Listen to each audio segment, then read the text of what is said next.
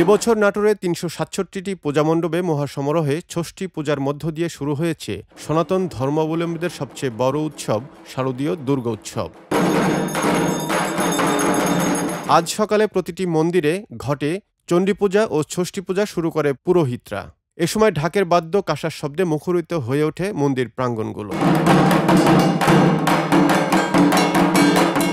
সন্ধ্যায় দেবী দুর্গার আমন্ত্রণ এবং অধিবাসের পর আসনে প্রতিমা স্থাপনের মাধ্যমে শুরু হবে দুর্গা প্রতিমার আরাধনা। আজকে আমাদের ষষ্ঠী পূজা বোধনের মাধ্যমে আমরা আজকে দেবী দুর্গার আরাধনা শুরু করলাম।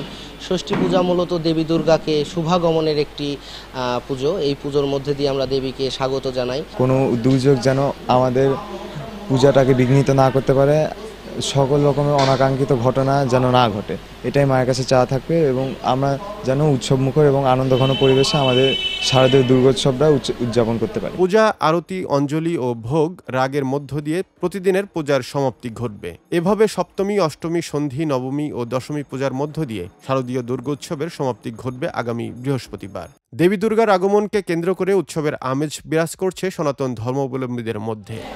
পৃথিবীর সকল প্রাণীকুল যেন সুখে শান্তিতে একসঙ্গে মিলেমিশে বসবাস করতে পারে।